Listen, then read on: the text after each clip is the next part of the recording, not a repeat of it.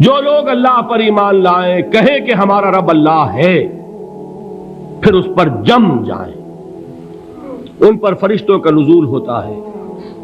نہ کوئی غم کرو نہ خوف، خوشیاں مناؤ جنت کی جس کا تم سے وعدہ کیا گیا تھا۔ اللہ کی ربوبیت پر اطمینان جب انسان کو ہو جاتا، میرا رب اللہ ہے، ربی اللہ، انسان کے لیے نہ کوئی کھٹکا، نہ کوئی خطرہ، نہ کوئی خوف، نہ کوئی حزن۔ جو کچھ ہو رہا ہے کس کے اذن سے ہو رہا ہے؟ اللہ کے اذن سے۔ اللہ کے اذن کے بغیر پتہ تک نہیں ہلتا۔ یہ کوئی اندھا بہرا مادہ نہیں ہے جس سے مجھے کوئی خوف ہو۔ اندھا بھینسا چلا آ رہا ہو، اس سے تو ڈرنے کا ہر انسان کو ڈرنا چاہیے، نہ معلوم کس کو ٹکر مار دے۔ لیکن نہیں، اس کائنات کو چلانے والا ایک سمیع و بصیر خدا ہے، وہ جو میرا دوست ہے، میرا ولی ہے۔ اللہ ولی الذین آمنوا یخرجہم من الظلمات الی النور۔ اللہ اہل ایمان کا ولی ہے، ساتھی ہے، پشت پناہ ہے، مددگار ہے، حمایتی ہے۔ بتائیے جسے یقین ہو جائے کہ اللہ میرا مددگار، اللہ میرا محافظ، اللہ میرا پشت پناہ، اللہ میرا حمایتی، اس کے لیے کوئی خوف ہوگا؟ اس سے کوئی ڈر ہوگا؟ میں مثال دیا کرتا ہوں ایک بہت سادہ، پنجاب کے دیہات کی۔ تو بڑا چودھری ہے اور کوئی غریب کسان ہے۔ اس غریب کسان کے جانوروں کو ہر وقت اندیشہ ہوگا چوری کا، کوئی میری بھینس کھول کر نہ لے جائے، کوئی میرا بیل کھول کر نہ لے جائے۔ لیکن جس کے بارے میں یہ سب کو معلوم ہو کہ وہ جو بڑا چودھری ہے وہ اس کا دوست ہے، اس کی بچیا کو کوئی خوف ہوگا؟ اس کی بھینس پر کوئی ہاتھ ڈالے گا؟ اسے کوئی اندیشہ ہوگا؟ نہیں۔ کیوں؟ کہ وہ بڑا چودھری، بڑا اس کا یہاں کا سردار، جاگیردار، سب کو معلوم ہے وہ میرا دوست ہے، کوئی میرے خلاف اقدام نہیں کر سکتا۔ اس دنیا میں یہ چھوٹی سی بات اگر آپ کے دلی اطمینان اور سکون کا باعث بن سکتی ہے تو ذرا تصور کیجئے۔ میں لفظ تصور استعمال کروں گا صرف اس لیے کہ اس کا ہم جس کو کہتے ہیں ادراک اور شعور کر نہیں سکتے، اگر کے ساتھ کر سکتے۔ اگر یقین ہو کہ اللہ میرا مددگار اور یقین ہو کہ اللہ ہر آن میرے ساتھ ہے، پھر کوئی خوف، کس کا خوف؟ کوئی شے اللہ سے بالاتر ہے؟ کوئی قوت اس سے زیادہ طاقتور ہے؟ کوئی اس کے ارادے کو بدلنے والا ہے؟ کوئی اس کی مشیت کے آڑے آنے والا ہے؟ یہی بات ہے جو حضور نے فرمائی۔ یہ ایمان کا حاصل ہے لب لباب، کہ دیکھو اچھی طرح اس بات کو ذہن نشین کر لو، اگر تمام انسان مل کر تمہیں کوئی نقصان پہنچانا چاہے نہیں پہنچا سکتے، مگر جو کچھ اللہ نے لکھ دیا ہو، اور تمام انسان مل کر تمہیں کوئی نفع پہنچانا چاہیں نہیں پہنچا سکتے، مگر وہ شے جو اللہ نے طے کر دی ہو۔ آپ پھر میں کہوں گا ذرا طاری کیجئے، اسے فرض کیجئے، اسے سوچئے۔ اگر اس حدیث پر ہمارا دل ٹھکا ہوا ہو تو کسی سے ڈر ہوگا؟ یہ مجھے نقصان نہ پہنچا دے، یہ میری رپورٹ خراب نہ کر دے، یہ میری انکریمنٹ نہ رکوا دے، یہ میرا یہ نہ بگاڑ دے، یہ میرا یہ نقصان نہ پہنچا دے۔ اس کا ڈر، اس کا ڈر، اس کا خوف، اس کی خوشامد، اس کے لیے جا کر طرح طرح سے اپنی عزت نفس کو ذلیل کروانا اس کے سامنے، یہ سب کچھ کیوں کرتا ہے انسان؟ جب سمجھتا ہے کہ اس کے ہاتھ میں میرا کوئی نفع ہے، اس کے ہاتھ میں میرے لیے کوئی ضرر ہے، یہ مجھے کوئی گزن پہنچا سکتا ہے، یہ مجھے کوئی نقصان پہنچا سکتا ہے، یہ میرا کوئی کام بنا سکتا ہے، یہ میری کوئی ضرورت پوری کر سکتا ہے، اسی کا نام شرک ہے۔ جہاں آپ نے یہ سمجھا کہ غیر اللہ کے اندر کوئی طاقت موجود ہے، وہی شرک ہے۔ بتوں سے تجھ کو امیدیں، خدا سے نومیدی، مجھے بتا تو صحیح اور کافری کیا ہے؟ شرک تو یہ ہے۔ جس پر بھی تمہیں یہ خیال ہے، کلمہ ہے یہ کلمہ سوم، لا حول ولا قوت الا باللہ، ذرا اس پر دل کو کبھی اگر آپ تصور کریں، پھر فرض کریں، دل ٹھک جائے اس پر، کوئی طاقت نہیں۔ یہی بات تھی جو شیخ عبد القادر جیلانی رحمۃ اللہ علیہ نے اپنی وصیت میں اپنے بچے سے کہی. 11ویں دینے والے ہیں، لیکن حضرت شیخ عبد القادر جیلانی کی وصیت اور تعلیمات کو کتنے لوگ ہیں کہ جانتے ہو؟ یہ جن مقامات تک پہنچے ہیں وہ کس چیز کی بدولت پہنچے؟ انہوں نے جو پیغام دیا وہ کیا تھا؟ اے میرے بچے، جس طریقے سے قرآن مجید میں حضرت لقمان کی نصیحتیں جو ہے نقل کر دی گئی ہیں، میں یہ عرض کروں گا بالفرض اگر قرآن حضرت عبد القادر جیلانی کے بعد نازل ہوا ہوتا تو شیخ عبد القادر کی یہ نصیحتیں بھی قرآن میں درج ہوتی. اتنی اونچی نصیحتیں ہیں. اے میرے بچے، اس حقیقت کو ذہن نشین کر لے، لا فاعل فی الحقیقت ولا مؤثر الا اللہ. اس کائنات میں نہ کوئی فاعل حقیقی ہے نہ مؤثر حقیقی ہے سوائے اللہ کے. کسی شے میں کوئی تاثیر نہیں اگر اللہ نہ چاہے. آگ جلا نہیں سکتی اگر اللہ نہ چاہے. پانی ڈبو نہیں سکتا اگر اللہ نہ چاہے. زہر ہلاک نہیں کر سکتا اگر اللہ نہ چاہے. کوئی چیز فائدہ نہیں پہنچا سکتی اگر اللہ نہ چاہے. تو در در پہ کیوں سر جھکاتے ہو؟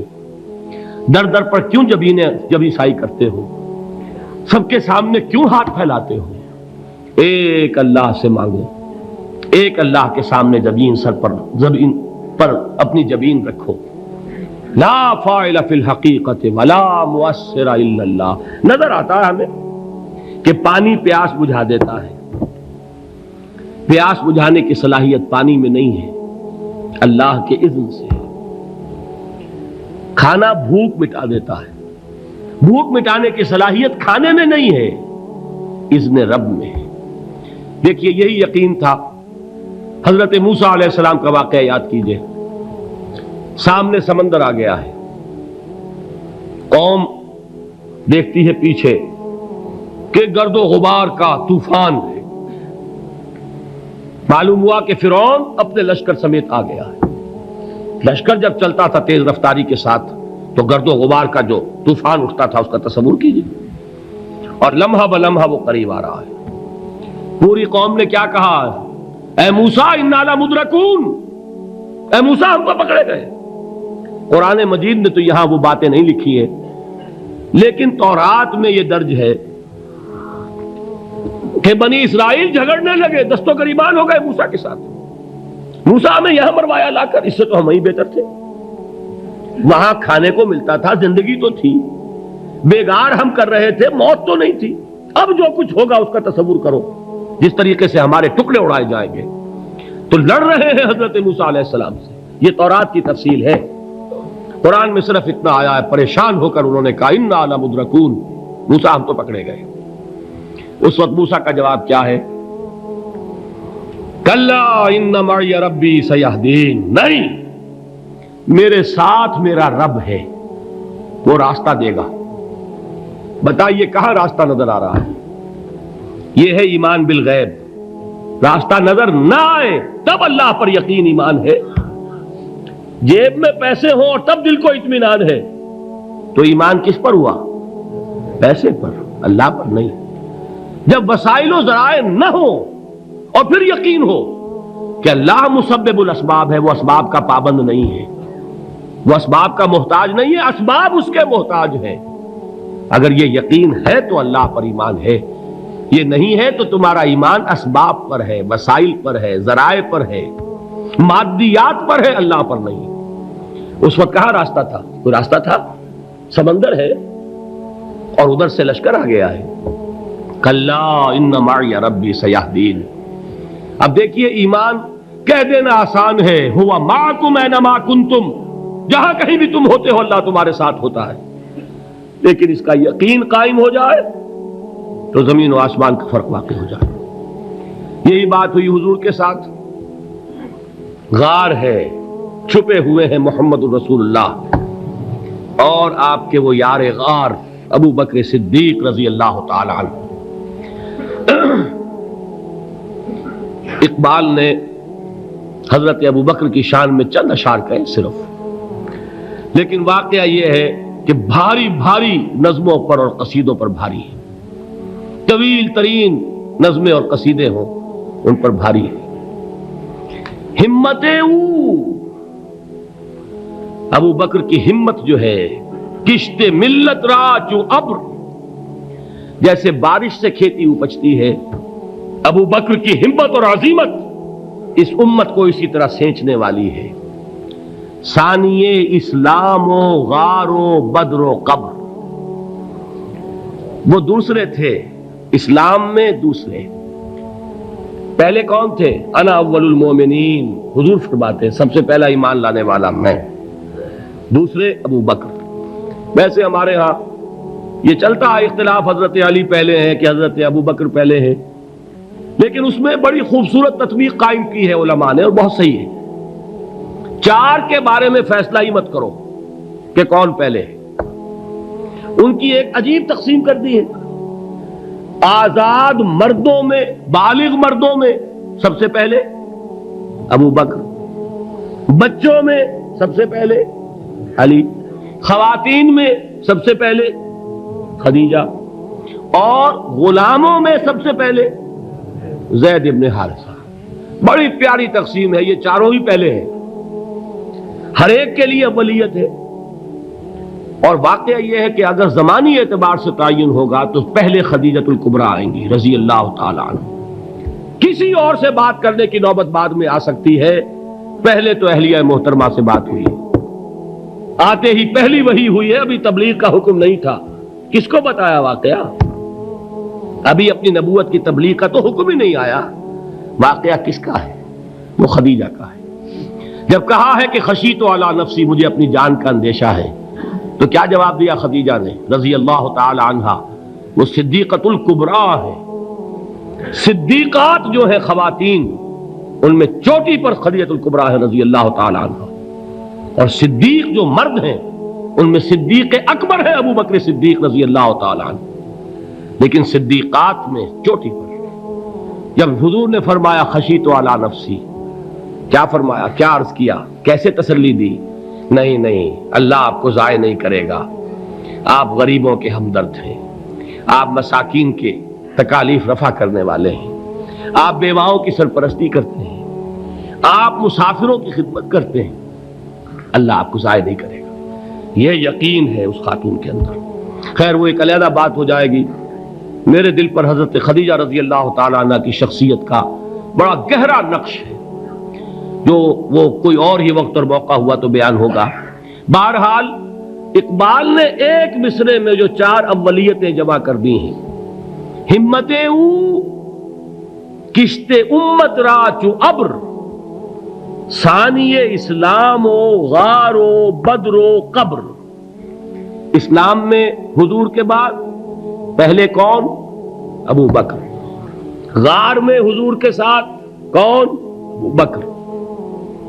بدر کی رات اللہ کا رسول سربسجود وہ جھاڑ، وہ گھاس پھوس کی جو جھوپڑی بنائی گئی تھی، اور وہاں تلوار ننگی لے کر پہرا دینے والا کون؟ ابو بکر۔ اور اس حجرہ عائشہ میں محمد کے بعد سب سے پہلے دفن ہونے والا کون؟ ابو بکر رضی اللہ تعالی عنہ صلی اللہ علیہ وسلم۔ وہ جو معاملہ میں سنا رہا تھا غار ثور کا، حضرت ابو بکر بھی حضور کے خیال سے لرز گئے ہیں۔ آپ کو یاد ہوگا کہ جا کر پہلے تمام جتنے سوراخ تھے انہیں بند کیا ہے، ایک سوراخ رہ گیا تھا جس کو بند کرنے کے لیے کوئی کپڑا نہیں تھا، وہاں اپنی ایڑی رکھی ہے، تب کہا ہے حضور سے تشریف لائیے، اور اپنے زانو پر حضور کو لٹایا ہے، اور وہاں کسی موذی جانور نے کاٹا ہے، حضور کی آنکھ لگ گئی تھی اس وقت، اس بل کے اندر جو بھی بچھو ہے کیا ہے واللہ عالم، اس نے کاٹا ہے۔ اس کی تکلیف کی وجہ سے ابو بکر کی آنکھوں سے آنسو ٹپک گئے، حضور کے چہرے مبارک پر پڑے ہیں، تو حضور جاگے ہیں، معاملہ کیا ہے؟